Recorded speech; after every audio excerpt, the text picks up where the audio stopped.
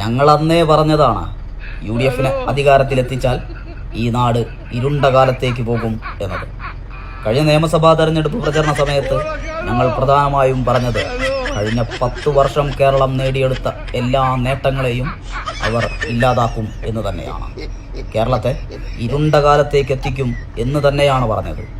ഇതാ അധികാരത്തിലേറി മാസങ്ങൾ പിന്നിടുമ്പോഴേക്ക് കേരളം എല്ലാ മേഖലയിലും ഇരുണ്ട കാലത്തേക്ക് മടങ്ങിപ്പോയിരിക്കുന്നു. കണ്ടറിയാത്ത കൊണ്ടറിയാത്തരത്തിലുള്ളൂ. ആവണമാരെയൊക്കെ നമ്മൾ പറഞ്ഞു നോക്കില്ല മിസ്റ്ററെ, ഇങ്ങോട്ട് അനുഭവിക്കട്ടെ. അല്ല എന്താ ഇത് ഞമ്മക്ക് മാത്രം വേണ്ടിയിട്ടല്ലല്ലോ നമ്മൾ ഇത്രയും കാലം പറഞ്ഞിരുന്നത്? ആണോ? ഞമ്മക്ക് വേണ്ടിയിട്ടാണോ? അല്ലല്ലോ. നമ്മൾ ആളുകൾ ബുദ്ധിമുട്ടാൻ പോകുന്നുണ്ട്, നമ്മളെ ആളുകൾക്ക് പ്രശ്നം വരാൻ പോകുന്നുണ്ട് അറിഞ്ഞിട്ട് തന്നെയാണ് നമ്മൾ ഇങ്ങനെ പറയുന്നത്, കുത്തരുത്, ഇരുട്ടിക്ക് പോകുന്നുള്ളത്. ഇപ്പൊ എന്തേന്നിട്ട് ആർക്കപ്പത് പ്രശ്നം വന്നത്? ആർക്കപ്പത്ര ബുദ്ധിമുട്ട് വന്നത്? ഞമ്മക്ക് തന്നെയല്ലേ. പറഞ്ഞാ കേൾക്കണം. മനുഷ്യന്മാരായാലും തിന്നണ ചോറിന് കുറച്ച് കിട്ടിയ ഇതിനൊക്കെ കുറച്ച് നന്ദി കാണിക്കണം. അത്രേ ഉള്ളൂ.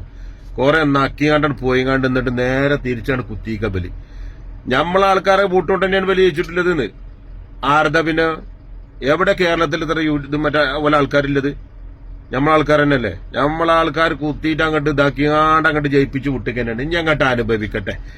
എന്തെല്ലാം സാധനങ്ങൾ, അവശ്യ സാധനങ്ങൾ, എന്തൊക്കെ സാധനങ്ങൾ ഇന്ന് ഇവിടെ കിട്ടുന്നത്? എന്തെല്ലാം സാധനങ്ങൾക്ക് ഇതാണ് എന്തെല്ലാം സാധനങ്ങൾക്ക് ബലി കയറിക്ക് വില കൂട്ടി ബലി കയറിന്റെ 3-ാമത്തെ ദിവസം പോലെ മറ്റേ സാധനത്തിന് വില കൂട്ടി. മിൽമ പാല് ഇല്ലേ? 3-ാമത്തെ ദിവസം കൂട്ടിയില്ലേ? പിന്നെ എന്തോ ഒരു സാധനം വേറെന്തോന്ന് മറ്റേ നമ്മളവിടെ റെയിലുണ്ടാക്കേണ്ടതൊക്കെ ഉപയോഗിച്ചിട്ട് അതൊക്കെ അടുത്ത് പറിച്ചാണ് കഴിഞ്ഞ കയറി ഉടനെ തന്നെ. പിന്നെ മറ്റേ ഡീസലിന്, പെട്രോളിന് ഏതിനാണ് കൂടാത്തത്? അവശ്യ സാധനങ്ങളൊന്നും നാട്ടിൽ കിട്ടല്ല.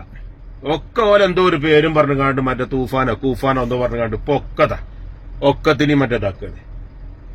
ഇതൊക്കെ നമ്മൾ അന്ന് ആദ്യം പറഞ്ഞത് തന്നെയാണ്. ഇതിറ്റൊക്കെ കയറി കഴിഞ്ഞാൽ അതിന്റെ പ്രശ്നങ്ങൾ ഞമ്മക്ക് തന്നെയാണ് എന്നുള്ളത് അനുഭവിക്കന്നെ എല്ലാം ഒന്നല്ല. ഇപ്പൊ ഇനി എന്തെല്ലാം പ്രശ്നം ആണിപ്പോ നമ്മൾ കണ്ടതാണ്. പറയാം 10 കൊല്ലമായിട്ട് പള്ളിയിൽ പോലീസ് കയറിയിട്ടുണ്ടായില്ല. ഇപ്പൊ വന്നപ്പോ കണ്ടില്ലേ? ഇപ്പൊ പഞ്ചസാരക്ക് വില കൂട്ടിക്ക. ഓല് കൊറേ ബസ് മറ്റേ ഫ്രീ ആയിട്ടാണ് കൊടുത്തുകാണ്ട് സ്ത്രീകൾക്ക് മറ്റേ വിലക്കാന്ന് പറഞ്ഞ ഫ്രീ ആയിട്ടാണ് കൊടുത്തുകാണ്ട് എന്നിട്ട് ഇപ്പുറത്ത് കൂടി ഒക്കത്തിനാണ് വില കൂട്ടിക്ക. പഞ്ചസാര എന്തോ ഒരു പേരും പറഞ്ഞുകൊണ്ട് പോയിട്ട് അതത്ര ഉണ്ടാക്കണത്. ആ സാധനം കിട്ടാൻ തന്നെയല്ല.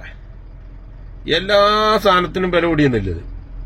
നമ്മളാ പെൻഷനൊക്കെ നമ്മളാളുകള് എത്ര ആളുകൾ അത് പെരീക്കാണ് കൊണ്ടുപോയി കൊടുക്കുന്നത്. നമ്മളൊരു ബുദ്ധിമുട്ടും ഇല്ലാതെ ആവശ്യമുള്ളവർക്ക് പെരീക്കാണ് കൊണ്ടുപോയി കൊടുക്കുന്നത്. അതിന്റെ ഞമ്മക്ക് എത്ര ആളുകളെ ആണ് നമ്മളെ ആൾക്കാരതിൽ ജീവിച്ചു പോയിരുന്നത്?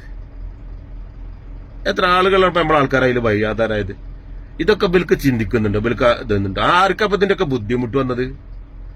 പിന്നെ ഇപ്പൊ നമ്മളെ ആൾക്കാരൊക്കെ ജോലിയിൽ നിന്ന് പിരിച്ചുവിടും പറഞ്ഞാണ്ട് മറ്റേ മന്ത്രി മറ്റേ മതമാണ് പ്രശ്നം എന്ന് പറഞ്ഞാൽ മറ്റേ ഷാജി ചെങ്ങായി തന്നെ. നമ്മളെ ആൾക്കാരൊക്കെ ഇപ്പൊ മറ്റേ ഇതാക്കാനുള്ള പരിപാടിയിലാണ്.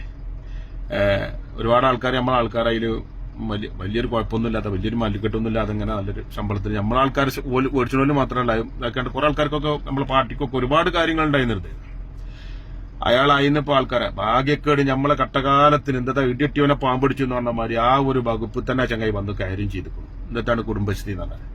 അതിലാണ് ഇപ്പൊ നമ്മളെ ആൾക്കാർ കുറെ ആൾക്കാരെ നമ്മള് കയറ്റുന്നത്. വലിയ പണിയും കാര്യങ്ങളൊന്നും ഇല്ലാതെ അങ്ങനെ ഇരിക്കും. അവിടെ ആ ചങ്ങായിനെയും കൊടുത്ത് കയറ്റി അനുഭവിക്കണ്ടേ? ഞമ്മക്ക് കിട്ടണ്ടേ? നമ്മളെന്നെ അനുഭവിക്കേണ്ടി വരും. പറഞ്ഞാ കേക്കണേ. നേതാക്കന്മാര് പറഞ്ഞാ കേൾക്കണ അണികൾ വേണം. അല്ല എന്താ അത് ഞങ്ങടെ അനുഭവിക്കന്നെ. എന്നിട്ട് എന്താ എന്റെ വർത്താനം? സുഖമല്ല എനിക്ക്? എവിടെ ബഹ്റൈനില്ല? എവിടെയാണ്? നല്ല ചൂടാടെ. വെയിലത്തൊന്നും വല്ലാതെ നിൽക്കരുതിട്ടോ. കുറച്ചൊക്കെ ഒന്ന് മാറി എവിടെയൊക്കെ ഒന്ന് നിൽക്ക്. എത്ര മണിക്കൂറാ പണി? 8 10? അല്ലാതെ ഓവർ ടൈം നിൽക്കരുത്. ഓവർ ടൈം എടുത്തിട്ട് കാര്യമില്ല. ഇപ്പൊ വെയിലും കൊള്ളാതിരിക്കേ, അതാ നമുക്ക് നല്ലത്.